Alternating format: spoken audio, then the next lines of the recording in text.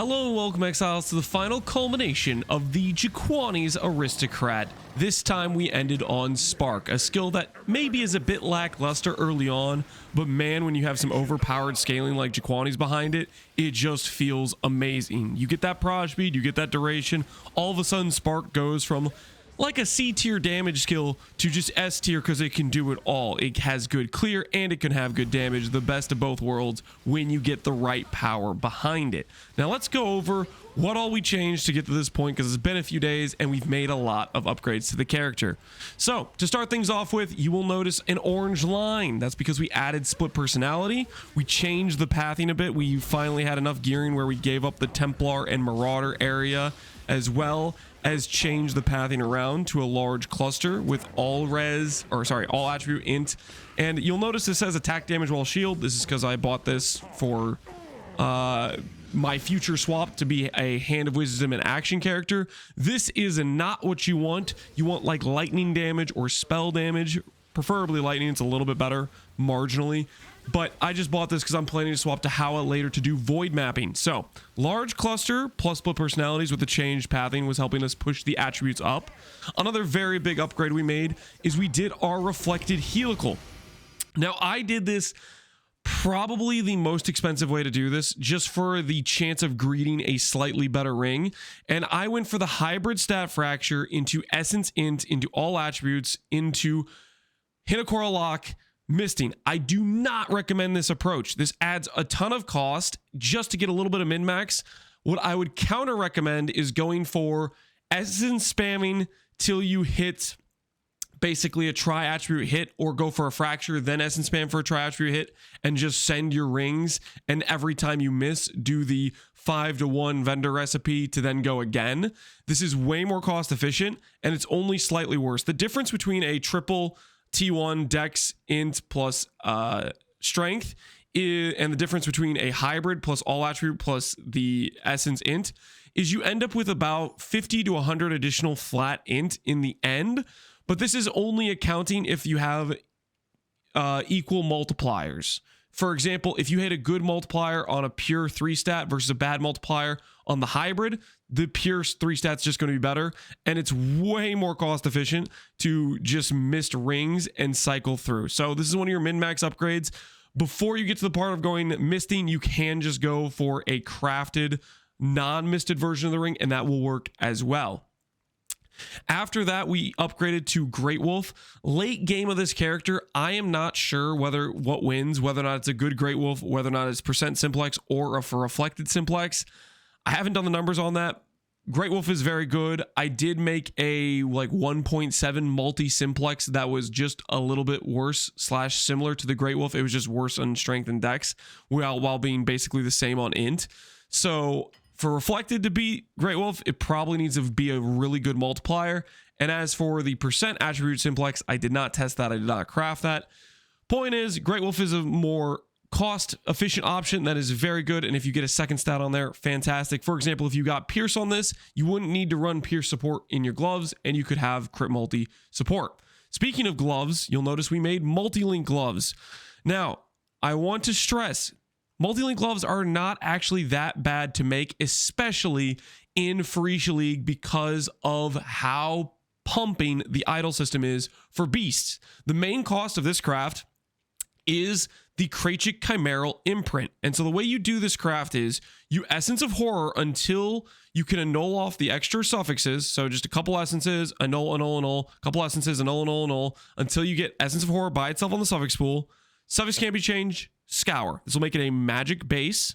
Then after that, you take it to the menagerie.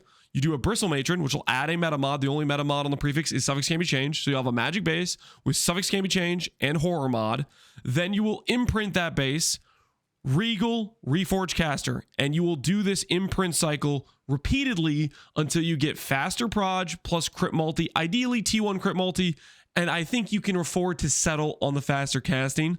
Elevation with dominance orbs can work as well. Let's say you hit faster casting, but then you hit like poison chance or something. You can then try to elevate the faster casting. You can do that sort of thing if you want to spend a bit more.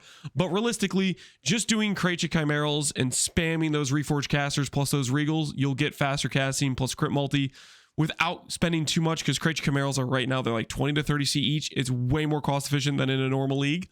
And then after that, Bristle Matron, Reforge Speed, that'll give you faster proj. You can bench craft slam. That's kind of what I did here. That's how you make the multi-link gloves. This is only a little bit better than a 6-link, but later on when we go to getting Aul, it allows you to free up enough sockets to have an empty helmet and an empty pair of boots for action speed, immune, and stun immune. Speaking of which, I want to talk about this transition to Aul. I don't have this in the current setup.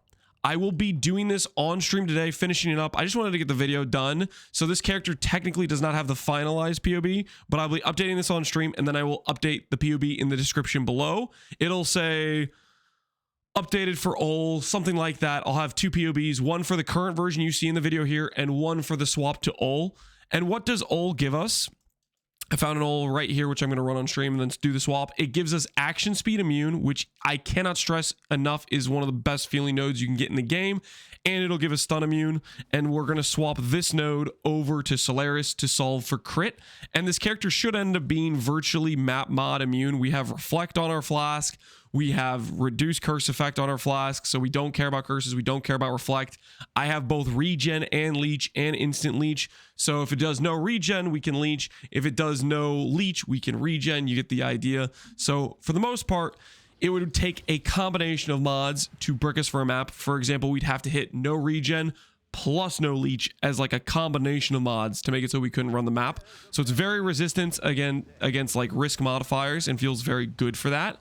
So that's something we're going to work towards, and I'm going to have the second POB, but it would be dropping the percent strength here to do that. And I will change probably this int conversion node out for like an Emperor's Wit, get back some strength here. And I think I might go the choice of dropping Reservation, dropping Flesh and Stone, and grabbing a bit more strength here along with Iron Will. I think roughly the sort of transition we're going to do. I'll do it on stream when I go to, but that's roughly the idea I'm thinking in terms of making the balance for the attributes work out and still have all the things we need here. Now talking about some of the tri-stack benefits of the build. Why does this character function? Why does this character work? So we're doing an Aristocrat. It is using this node, Dreadful Attitude, which says, hey, if you have a bunch of each of the attributes, I'm going to give you a bunch of damage. Right now, our character has 1,200 plus attributes. This node alone is giving 2,000 plus % increased damage. Not to mention we have this node as well, which gives another 250-ish % damage. And later on, we're going to grab Iron Will when we just do that swap, which will give another 200% damage. So we have all of our damage solved for just because we have attributes.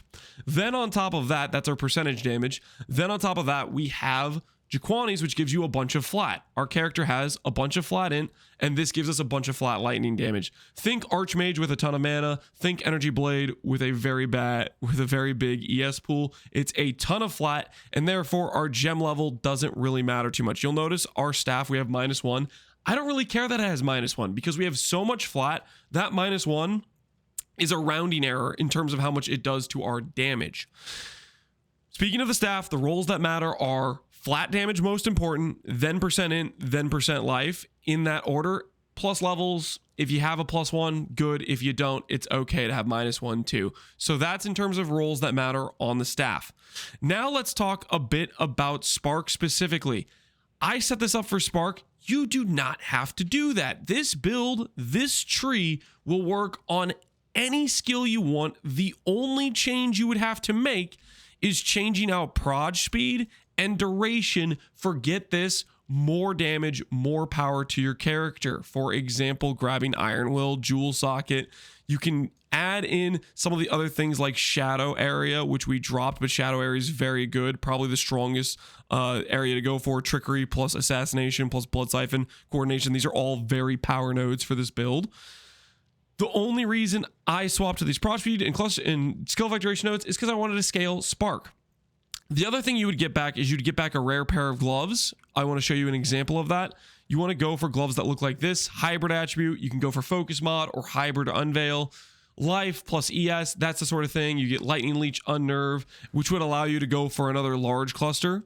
I had to do a large cluster here for life leech, but if you swap out of Spark, you can do other options. The damage is insane. It doesn't matter what spell you play, you're going to do damage. As long as it's a hit-based spell, you will do damage with this character.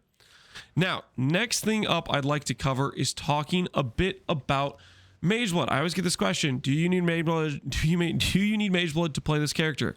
The simple answer is just no, and I think generally the answer is no for most builds. Mageblood is a quality of life speed multiplier. It makes you fast, and it allows you to go for, like, let's say melding 90 all res. It pairs with that quite nicely. Do you need it? Absolutely not. I played this character from day one, and on day one the character was good. The cheap gear like Astramentis, like Foulborn Lori's Lantern, like Cyclopean Coil, there's a lot of power items that are insane for this character that will cost you almost nothing to get the build up and running and doing a ton of damage. I would recommend looking at the earlier videos I have the character to get some examples, some frame of mind, but just quite frankly, the character works on like really shoestring budget in terms of its power level is insane because there's so many really powerful cheap items like Astramentis, like Cyclopean Coil, like Foulborn Lori's Lantern, and like Graveyard rare gear. There's some pretty cheap, pretty good rare gear because, or not Graveyard, sorry, tree gear from Breach. You know what I mean though. This helmet, for example, I've been wearing since like day 3 or something like that. It cost me 40 chaos. I never bothered to upgrade it, and it just worked. I had mostly a lot of rare pieces like this initially, but I've more recently decided to, oh, we're going to do Spark. I'll make some multi-link gloves, stuff like that. The thing I would say is if you're not playing Spark, or if you are playing Spark and you want to do it on a budget, you're just going to have to go with a 6-link before you want to craft a multi-link. The multi-link isn't too bad to craft with Krayt Camerals being so cheap, but you'll start out with a 6-link and that'll be just fine. I was playing 6-link Spark initially. Instead of 300 prod speed, I had 200 prod speed, and it did a similar amount of damage, but it was slightly worse for clear and the bigger arenas. It didn't quite get the shotgunning on bosses, but it still worked pretty well if you still want to play Spark without the gloves. That's kind of the difference that happened. Now, let's talk about more min-maxy things that take your character to the next level of scaling. Obviously, Mageblood, very important. Reflected Helical is a very big upgrade.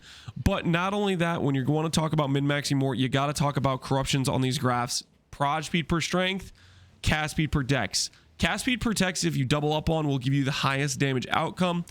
I went for one of each because prod speed per strength is pretty quality of life. But ultimately, those are the corruptions you want. And then you want Tender Embrace, which means you always generate endurance charges while in low life. And you want Heart of Flame, which always gives you a nice 4k, 5k barrier guard skill that is very consistent. Obviously, flat damage is not ideal. You'd want like flat strength or percent strength here, but it was just one of the cheaper cast speed per dex graphs available at the time when I bought this. So that's what you're looking for. As for the character jewels, I know you may notice that, okay, we have a rare jewel or a large cluster here, that's doable. We have a large cluster all attribute here, that's doable. But what the hell is this? That's a 1 passive voices. Lance, I can never afford this. Let me be frank. The difference between this large cluster and a large cluster which says like 8 pen, 6 pen, and it's 5 passives instead of 4 passives, it's not all that different.